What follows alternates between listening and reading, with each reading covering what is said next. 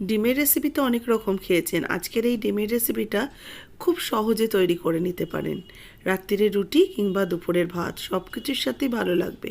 আর যা গরম পড়েছে তাতে কি এরকম ছোটোখাটো সহজ রান্না চটজলদি হয়ে যায়, তাতে কিন্তু আমাদের গৃহিণীদেরই খুব সুবিধা হয়। এর জন্য আমি কড়াইতে জল বসিয়ে তাতে 4টে ডিম আর টুকরো করে নেওয়া আলু দিয়ে দিই, টুকরো করে নেওয়া পেঁয়াজ, একটা পেঁয়াজ নিয়েছি, আর দুখানা টুকরো করে নেওয়া টমেটো। টমেটোগুলো যেহেতু ছোট ছোট রয়েছে এই জন্য দুটো দিয়েছি, আর দিলাম দুটো কাঁচা লঙ্কা। এবার এগুলোকে একসাথে সেদ্ধ করে নেব।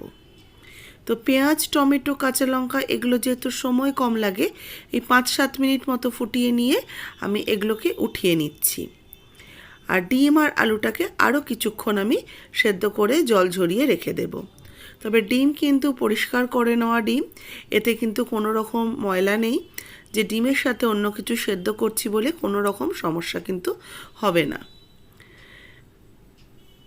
এবার এই দিকে ডিম আর আলুটা সেদ্ধ হতে থাক, সেদ্ধ হয়ে গেলে জল ঝরিয়ে নেব।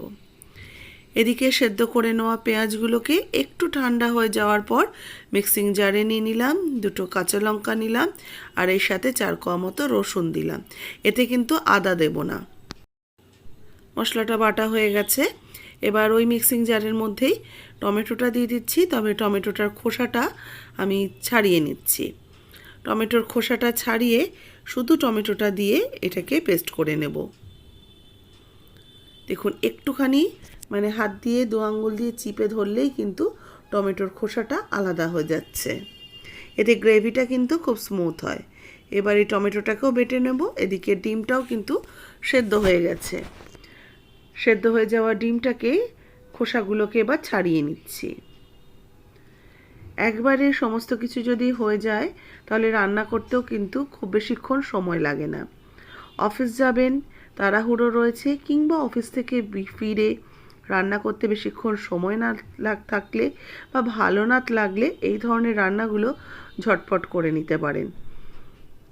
ডিমগুলোকে একটু কাট দিয়ে নিচ্ছি গায়ে, যাতে ডিমের মধ্যে একটু স্বাদ, মশলা সমস্ত কিছু ঢোকে, সেই কারণে।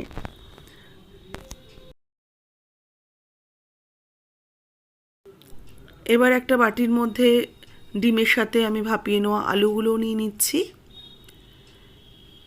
এতে এবার মশলা কিছু দিয়ে দেবো। প্রথমে এই পেঁয়াজ বাটাটা দিয়ে দিলাম, ভাপিয়ে নিয়ে পেঁয়াজ বাটা। এতে দিয়ে দিলাম টমেটো পেস্টটা, সেই টমেটোটাও কিন্তু ভাপিয়ে নিয়ে দেওয়া রয়েছে।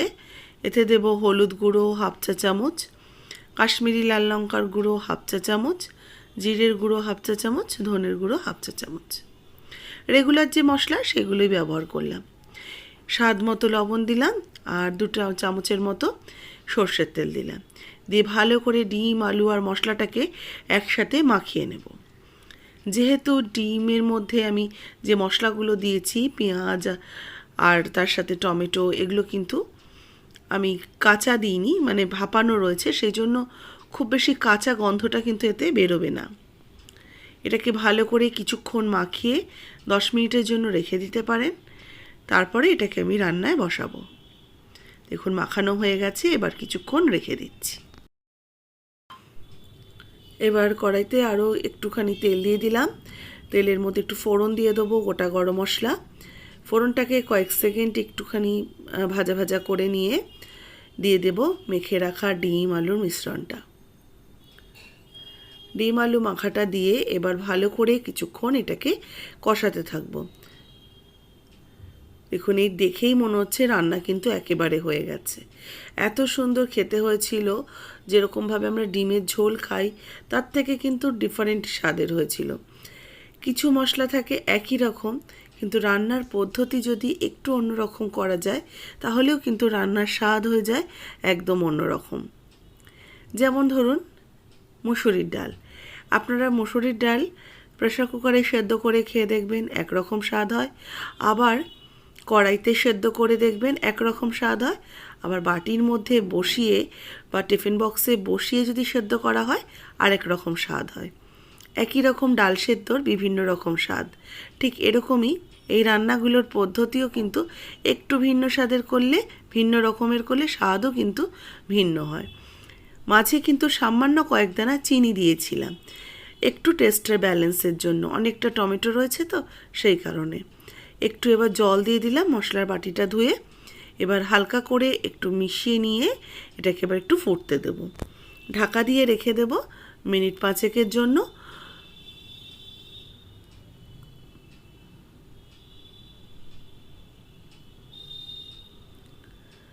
পাঁচ মিনিট আমি ঢাকা দিয়ে রেখে দিয়েছিলাম, ঢাকাটা খুলে নিচ্ছি। ঝোল বেশ ঘন ঘন হয়ে এসছে, গ্রেভি একটু মাখা মাখা হয়েছে। আপনারা যেরকম চাইছেন ঝোল রাখতে পারেন, একটু কষা খেলে কষা রাখতে পারেন। তবে যদি রাত্রের রুটি পরোটার জন্য করেন তো ঠিক এরকমভাবে করে নেবেন, কষা কষা হয়ে যাবে, খেতেও কিন্তু বেশ ভালো লাগবে। আমার তো এই আজকে ডিমের কারিটা কিন্তু পরোটার সাথে ভীষণ ভালো লেগেছিল। হাতে গড়া ত্রিকোণ পরোটা আর এরকম একটা ডিম কারি থাকলে দারুণ লাগে। রেসিপি কেমন লাগলো অবশ্যই জানাবেন। ভালো লাগলে লাইক শেয়ার করবেন, যারা নতুন দেখছেন সাবস্ক্রাইব করে নেওয়ার অনুরোধ করছি।